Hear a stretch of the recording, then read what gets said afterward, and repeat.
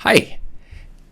Before I answer today's question, I want to let you know that the fourth tip that I'm going to give today is something you're not going to want to miss, because even though the answer to this question can be a little bit overwhelming, you need to know that there is an answer to this that is really, really important to remember. But let's get right on into it. The question that was sent in today, it was, are there more writers now thanks to the internet, or have there been a lot throughout history? Now, this is an excellent question, and usually a person who's asking this question may be thinking in terms of if you were thinking of jumping into writing, that it probably won't work out so well for you, because there are so unbelievably many writers and that they're all alive today. And how exactly can you compete as a self-publisher against all of these authors and all of the books that are being pumped out on a daily basis? Well, before I begin, let you know this is Chris Baird from selfpublishingmadeeasynow.com. Go and hit the subscribe bell if you'd like me to make more videos like this one. And check out below in the description, you'll see my self-publishing secrets checklist that will help you get started right away on the self-publishing journey. So let's get into it. My story. When I first started, I realized there were a ton of authors out on the market. But I also saw that it was completely doable, the idea of creating books and making money off of those books. I had a number of ideas that I wanted to get out into the world, and we even had some books that relatives even had that were possible books that we could publish.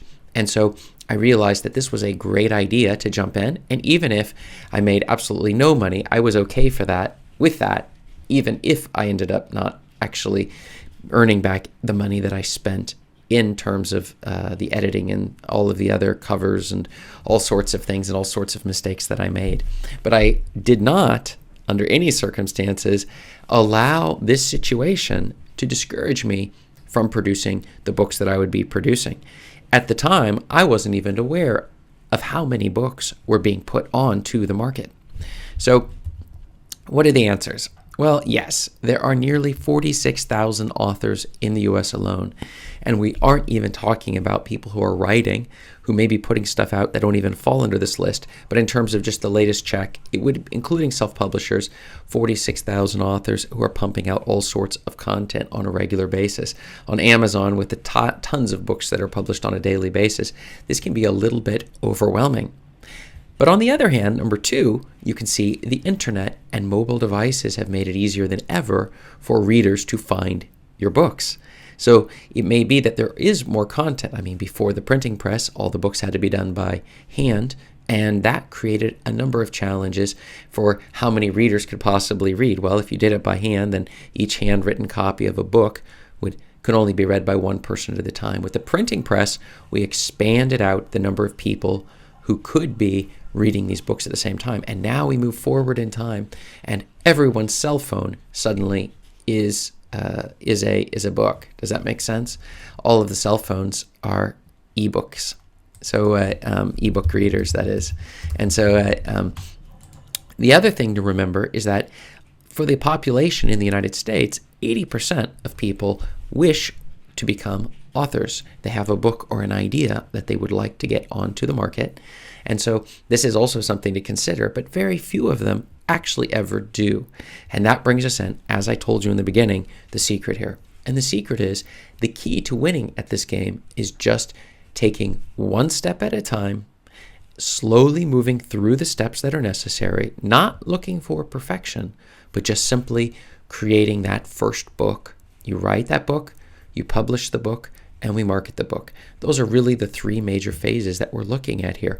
And by breaking it down into simple steps, not overcomplicating everything, we're able to slowly move through it and get that first book on the market.